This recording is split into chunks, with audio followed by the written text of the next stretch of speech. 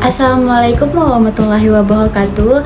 Perkenalkan, nama saya Anissa. Saya dari kelas 12 Fakultas Ekonomi dan Bisnis Prodi Manajemen. Pada kesempatan kali ini, saya akan membahas tema yang sangat penting, yaitu pemurnian dan pembaharuan di dunia Islam, sebab-sebab kemunduran dunia Islam dan perlunya pemurnian serta pembaharuan. Pernahkah kita membayangkan betapa megahnya peradaban Islam di masa lalu? Baghdad menjadi pusat ilmu pengetahuan, Kairo menjadi mercusuar peradaban, dan Andalusia berdiri megah dengan keindahan serta kemajuan yang mengagumkan. Pada masa itu, dunia menoleh kepada umat Islam bukan hanya karena kekuatannya, tetapi juga ilmunya, moralnya, dan keadilannya. Namun, seiring berjalannya waktu, kejayaan itu perlahan memudar. Kekuatan yang dulu menggentarkan dunia melemah karena perpecahan, kemalasan berpikir, dan ketergantungan kepada masa lalu. Umat Islam yang pernah menjadi pemimpin peradaban kini tertinggal jauh di belakang bangsa lain. Dari titik inilah muncul semangat baru, semangat untuk kembali kepada ajaran Islam yang murni dan membangkitkan kembali peradaban yang pernah hilang melalui pergerakan, pemurnian, dan pembaharuan. Setelah berabad-abad menjadi pusat peradaban dunia Islam mulai memasuki masa kemunduran yang panjang. Kemunduran ini tidak terjadi dalam semalam, melainkan merupakan hasil dari proses panjang yang melibatkan banyak faktor, baik dari dalam diri umat Islam sendiri maupun dari tekanan luar yang datang dari bangsa lain. Lalu, salah satu penyebab paling mendasar dari kemunduran dunia Islam adalah kemerosotan spiritual dan moral umat. Ketika semangat keagamaan mulai melemah, nilai-nilai Islam yang luhur tidak dijadikan pedoman dalam kehidupan sehari-hari, banyak umat Islam yang lebih mementingkan kekuasaan, kekayaan, dan kedudukan daripada kejujuran ilmu dan keadilan. Ajaran Al-Quran dan Sunnah tidak lagi menjadi sumber utama perilaku sosial dan politik, sehingga umat kehilangan arah dan identitasnya. Selain itu, kehidupan intelektual umat Islam mengalami stagnasi. Pada masa keemasan, para ulama dan ilmuwan muslim dikenal karena semangat ijtihad dan inovasinya. Mereka berani berpikir, meneliti, dan menemukan hal-hal baru. Namun, kemudian muncul sikap taklid buta, yaitu kecenderungan untuk menerima pendapat lama tanpa berusaha memahami dan mengembangkannya. Akibatnya, dunia Islam kehilangan daya kreatif dan produktif.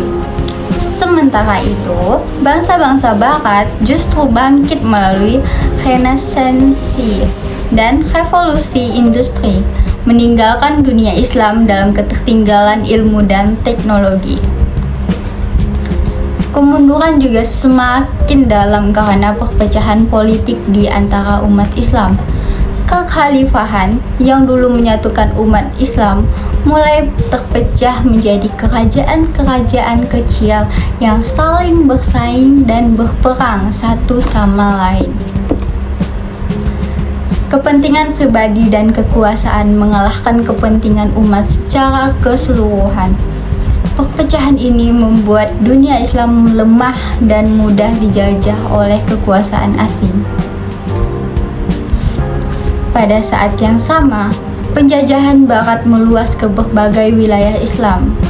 Negeri-negeri Muslim satu persatu jatuh ke tangan kolonialis, seperti Inggris di Mesir dan India, Prancis di Afrika Utara, dan Belanda di Nusantara. Penjajahan ini bukan hanya mengambil sumber daya alam saja, tetapi juga menghancurkan sistem sosial, ekonomi, dan pendidikan Islam.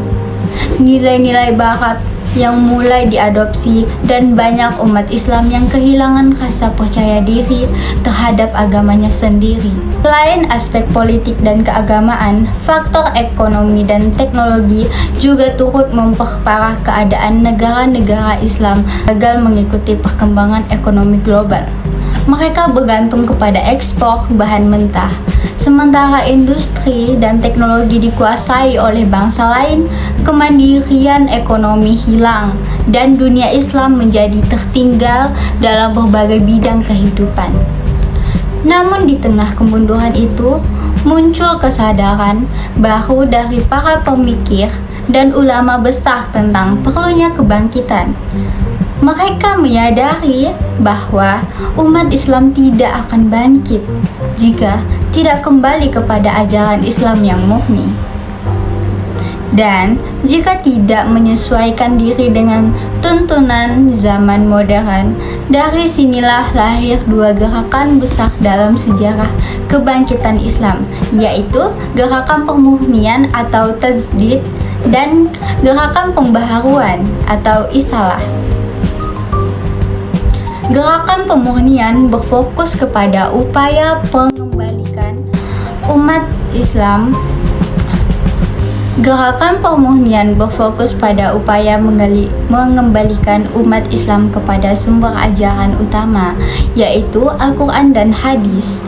Pemurnian berarti menyingkirkan berbagai bentuk penyimpangan seperti bid'ah dan khurafat, serta praktik yang tidak sesuai dengan ajaran Rasulullah SAW. Gerakan ini bertujuan untuk memperkuat akidah dan membersihkan umat dari pengaruh budaya yang menyesatkan. Contohnya, dapat kita lihat dari gerakan Wahabi di Zaria Arab, Sanusia di Afrika Utara, serta berbagai gerakan reformasi Islam lainnya di berbagai belahan dunia. Sementara itu, gerakan pembaharuan lebih menekankan kepada modernisasi pemikiran Islam tanpa meninggalkan nilai-nilai dasarnya. Tokoh-tokoh seperti Jamaluddin Al-Afghani, Muhammad Abduh, dan Rashid Rida berjuang keras untuk mengembalikan semangat berpikir kritis dalam Islam. Mereka menolak taklid buta dan mengatakan umat Islam untuk membuka kembali pintu ijtihad agar Islam mampu menjawab tantangan-tantangan di zaman. Bagi mereka, Islam adalah agama yang rasional dan sejalan dengan ilmu pengetahuan modern. Di Indonesia, semangat pembaharuan ini juga tampak dalam lahirnya organisasi seperti Muhammadiyah dan Nahdlatul Ulama. Keduanya sama-sama berjuang untuk memperjuangkan pendidikan Islam, memperbaiki moral masyarakat, dan menyesuaikan Islam dengan konteks sosial Indonesia. Gerakan-gerakan ini menjadi bukti bahwa Islam selalu relevan di setiap masa. Selama umatnya mau belajar, berpikir, dan beradaptasi dengan perubahan zaman, pemurnian dan pembaharuan bukan dua hal yang bertentangan. Keduanya justru saling melengkapi. Pemurnian menjaga kemurnian ajaran, sementara pembaharuan memastikan ajaran itu tetap hidup dan sesuai dengan kebutuhan masyarakat modern. Dengan memadukan keduanya, umat Islam dapat menemukan jalan tengah antara menjaga tradisi dan menghadapi kemajuan zaman. Dari perjalanan panjang sejarah Islam, kita belajar bahwa kejayaan dan kemunduran bukanlah sesuatu yang datang tanpa sebab. Kejayaan muncul ketika umat Islam berpegang teguh kepada nilai-nilai Al-Quran dan Sunnah, mencintai ilmu dan menjaga persatuannya. Sebaliknya, kemunduran datang ketika umat kehilangan semangat itu, ketika ilmu ditinggalkan, moral merosot, dan perpecahan dibiarkan tumbuh. Namun, Islam adalah agama yang tidak pernah mati. Di setiap masa kemundurannya, selalu ada tokoh dan gerakan untuk berusaha menyalakan kembali cahaya Islam.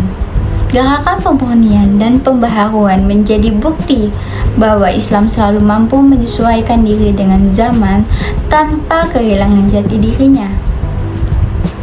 Pemurnian mengajak kita untuk kembali kepada ajaran yang murni, menjauhkan diri kita dari segala bentuk penyimpangan. Sementara, pembaharuan mengajarkan kita untuk berpikir terbuka, memanfaatkan ilmu pengetahuan, dan menghadapi perubahan dengan bijak.